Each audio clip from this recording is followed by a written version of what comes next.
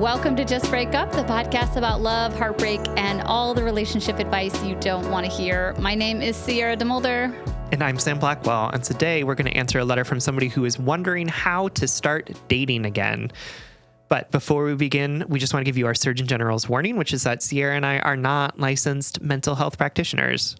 No, we are not. We're definitely not professionals or trained in any of this. We're just two people with a microphone in 2024 and lots of opinions. So please take our advice as you see fit. We're just here to offer our humble musings to hopefully shed some understanding and maybe some laughs about the incredibly rewarding, but mostly confusing experience that is love. All right, let's get into today's letter.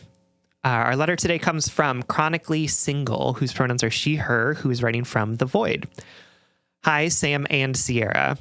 I discovered your podcast a few months ago and look forward to listening every week. Thank you for sharing your compassionate advice and reflections. I'm reaching out for your thoughts and advice as I am struggling with re-entering the dating world after many years of being single. I wanted to let you know as a trigger warning that I mentioned my history of abuse and trauma and self-harm in this letter.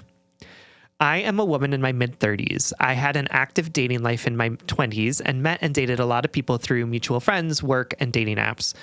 When I first moved abroad for work about 6 years ago, I had a few short-lived 3 to 6 month relationships. I ended my last relationship shortly before the pandemic started and haven't dated since. I have never been in a relationship that lasted more than a year. This is a difficult subject for me to write about, but I think it's important to mention that I experienced chronic abuse from my mother growing up and as a young adult. This included punishments like sleep deprivation, withholding food, and walking out/leaving me alone at home and not telling me when she would be back. I was isolated from my friends, culminating in no contact from them outside of school in my teen years. I was subject to her outbursts of rage, followed by silent treatment lasting for days, violations of emotional boundaries like parentification, and many other things that I can now name as abuse. As a child, I coped by numbing myself to my own emotions. I engaged in self-harming behaviors as a teenager and struggled for many years with my poor emotional regulation and anxiety. As an adult, I became a people pleaser and someone who withdrew from confrontation or any situation that provoked big emotions, as I found them just too difficult to deal with. I have been in therapy on and off over the course of the past 5 years to address my mental health and have been making huge strides. I still struggle with anxiety, but can recognize anxious feelings and thought patterns and address them when they come up. Big emotions seem less terrifying to me now, and I don't feel so ashamed to experience and express them. I share more of those feelings with close friends, and I feel more confident than ever in setting and honoring my boundaries in my work and personal life. Most days, I am happy with my single life and love that it affords me so much independence, flexibility, free time, etc. I have fulfilling hobbies and a growing circle of friends in the city where I am living. I have been working on myself, and I can positively reflect on my own growth and my ability to keep growing and healing, whether or not I am dating or have a partner in my life. At the same time, I deeply desire companionship and intimacy. I would love to share my life with a partner, and I think I have so many good qualities to bring to a relationship. I feel held back by this nagging fear that I will revert to old habits and shut down emotionally when things get hard and drive my partners away. I'm also unsure of how to broach my past with a partner and worry about judgment or reflection from partners because I don't keep close ties with my family anymore. I sometimes wonder if I will always struggle with intimacy as a survivor of abuse. Are the what ifs holding me back? After so long off the dating market, should I ease into something casual and low stakes? I don't know if that was a lot to take on, but I would welcome your thoughts. All right, my darling. Thank you so much for writing and for trusting us with this question and for listening. We are thrilled to answer it. I first want to say that I'm so proud of you for all of the work you've put into unpacking how you were treated as a young person. I think that that behavior from your parent is so incredibly, I'm just so disappointed, not to use the ultimate like mom word, but like, it's so heartbreaking, the ways in which our parents can take advantage of our innocence and of our unconditional love, especially early on.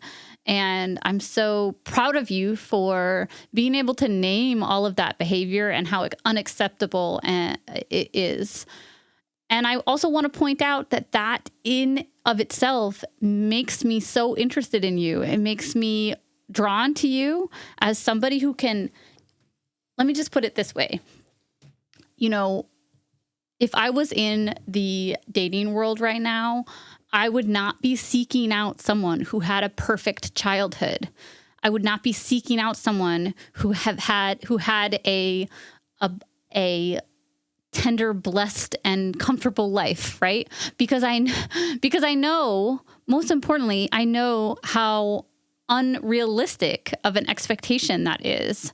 What I would be seeking would be someone who could talk about what has happened to them in their lives and apply their understanding of their past to their present, aka grant themselves the opportunity to have a different response instead of that hurt reaction. So this makes you so attractive to me. You know, I've said this before when people have written in about like concerns about being inexperienced or chronically single, as the letter writer said. And I just have to say that what you fear will disconnect you from people is what makes you connect to me. It's a superpower, right? And I know we've been taught by everything under this goddamn sun that when we are damaged, we are undesirable. But I just want to offer you something different, that like this makes your ability to articulate that and your desire to work on yourself makes you so appealing to me. You are infinitely dateable as well as unconditionally loved by me already. So with that intro out the way, Sam and I are going to get into the world of dating, when we fear that we are not good enough to date or that we'll ruin things. But first, we are going to take a very quick break.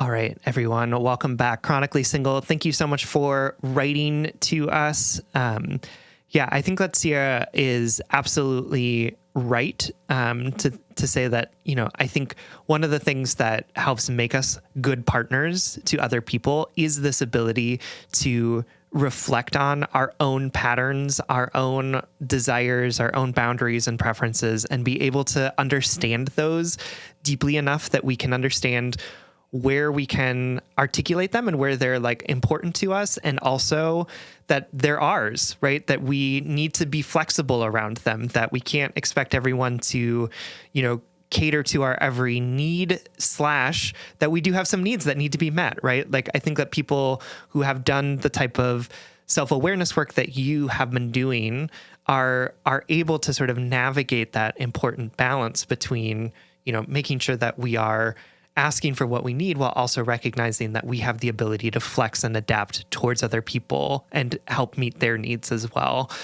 And, you know, I really appreciate that over the course of the last few years, you've been like building up some of these tools to try out and to say, okay, I'm going to work on this with my friends to say, how do I navigate this tricky situation with them? Or how do I, you know, show up with big emotion and realize that I'm not out of control. I'm just having a big emotion and that people will love me even with those big emotions. Like, I think that that's really wonderful.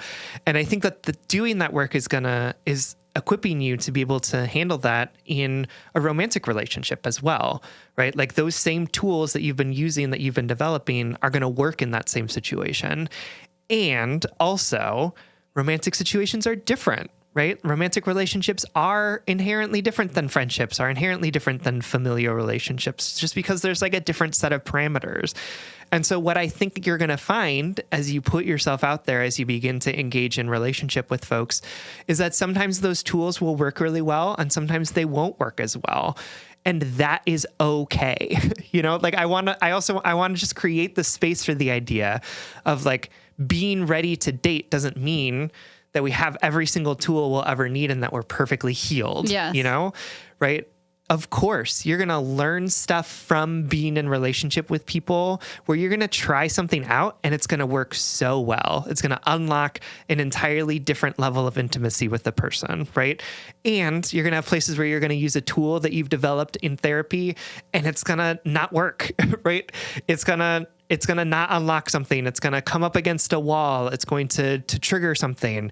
And that is okay, right? The process isn't that we're suddenly perfectly equipped with every tool that we need so that we can, like, I don't know, we're like some sort of like super handyman where we just like any problem, we're like boop, boop, boop, boop, right? No, I'm really attracted to that idea.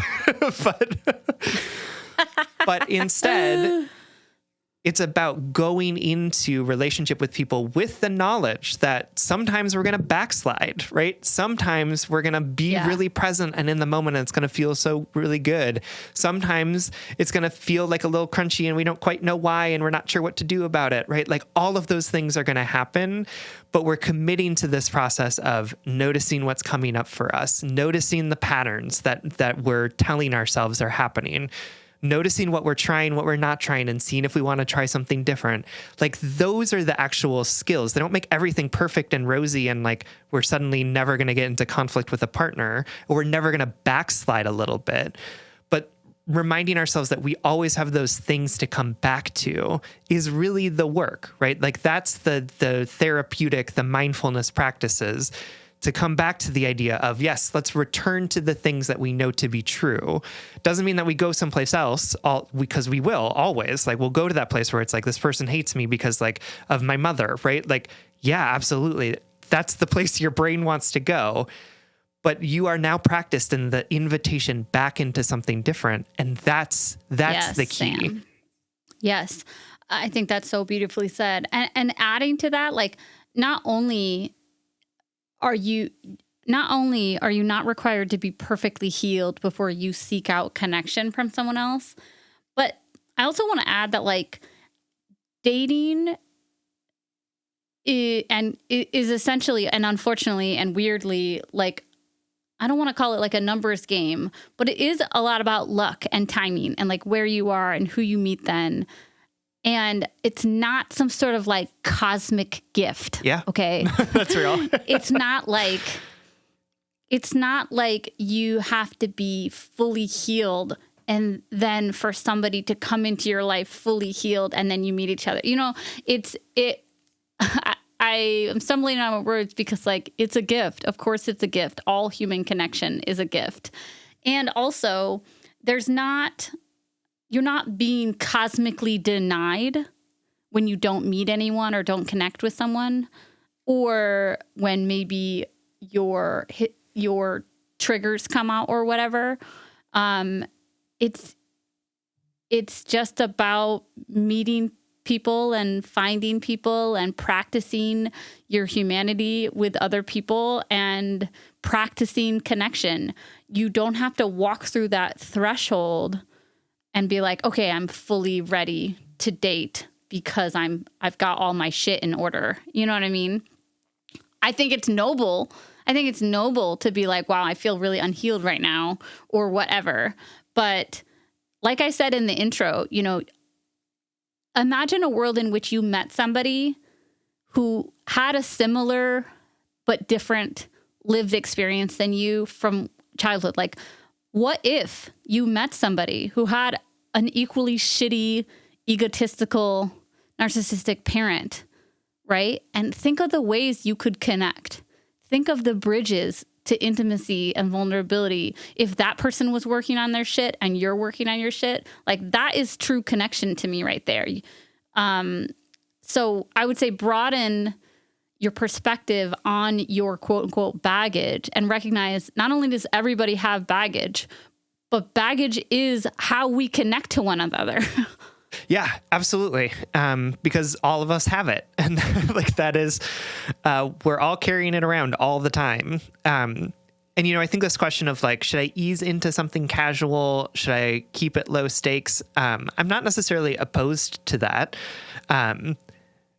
And I also want to say that, like, I don't know that you can curate a perfect dating process that's going to lead you into a relationship that's not fraught or like a situation where you don't have moments of that baggage suddenly springing open and all of your stuff going everywhere, right? Like, so again, it's like, I absolutely want you to think about, like, what am I comfortable with? How am I doing this in a way that is protecting my peace and making sure that I'm doing the self-care practices that I've been working on over the course of the last few years?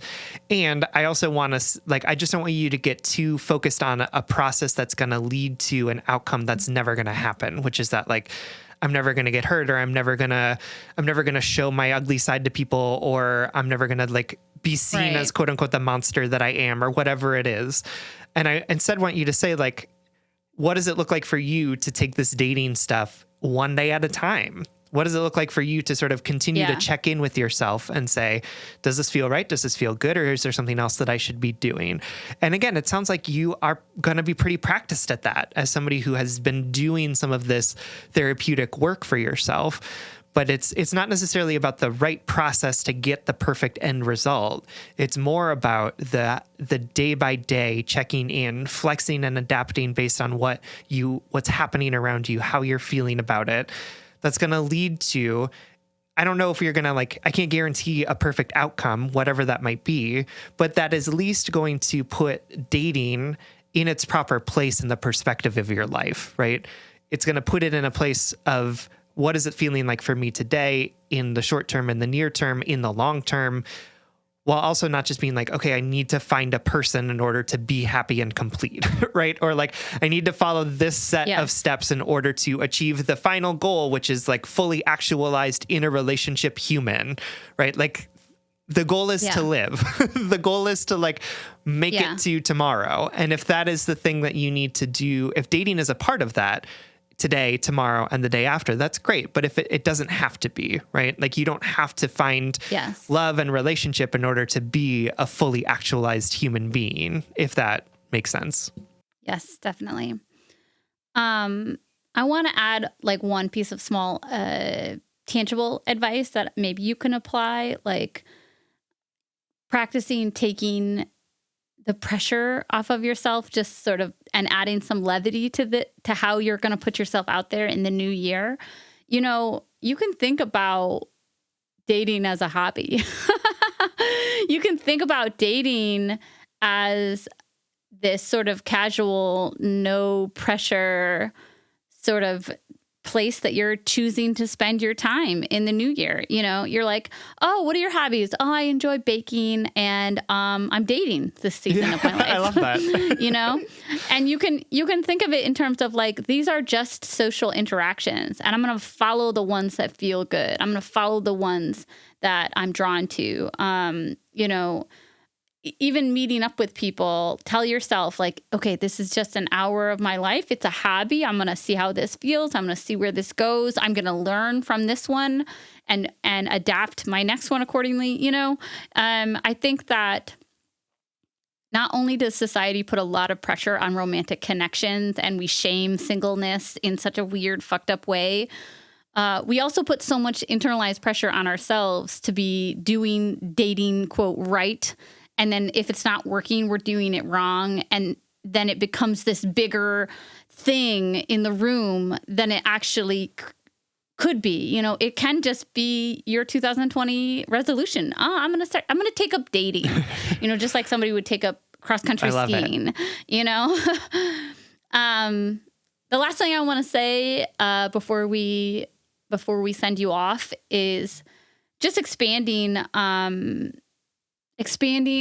on a sentiment Sam was saying, just to say, dating and any form of human connection is a practice in allowing yourself to be seen.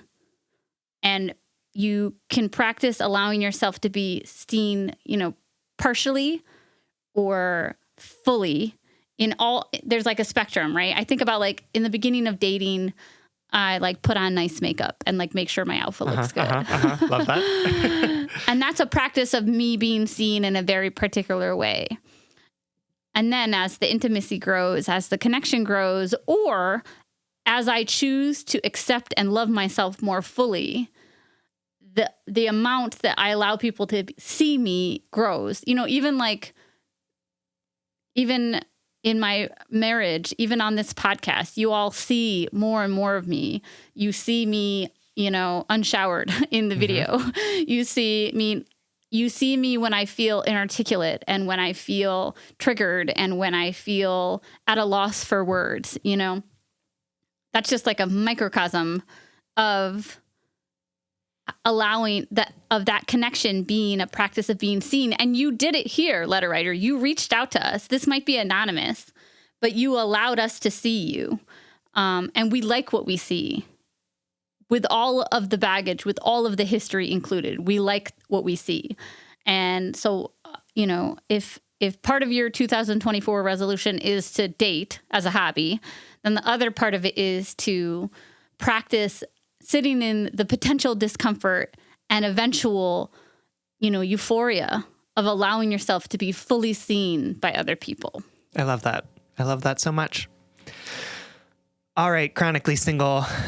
Here's to hoping that you are not chronically single in this 2024 year, and that your hobby of dating goes well.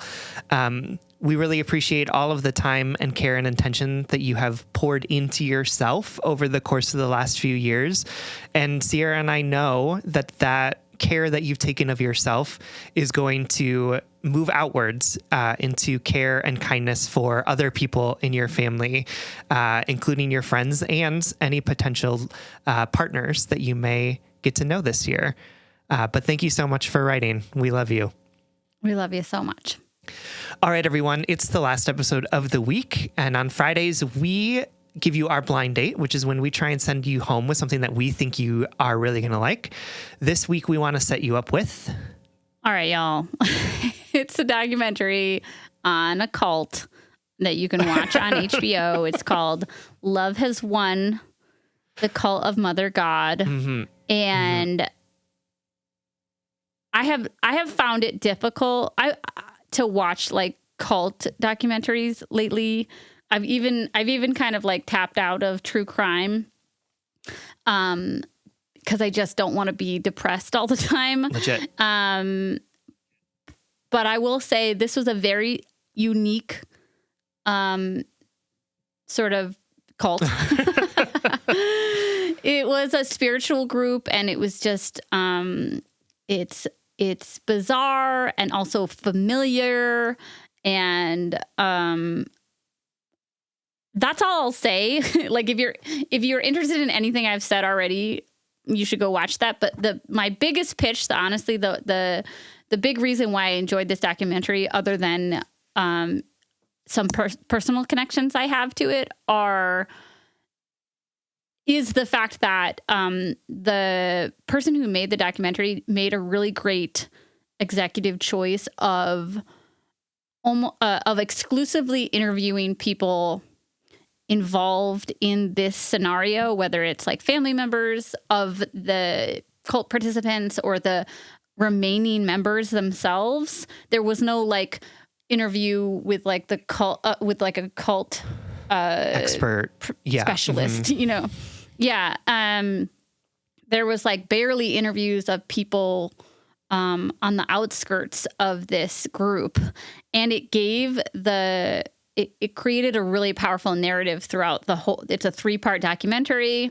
And if you're interested at all in conspiracy theories and extreme spiritualism, definitely check it out. It's called Love Has Won, The Cult of Mother God. You can watch the trailer on HBO Max, or you can watch the whole thing there as well. I thought it was...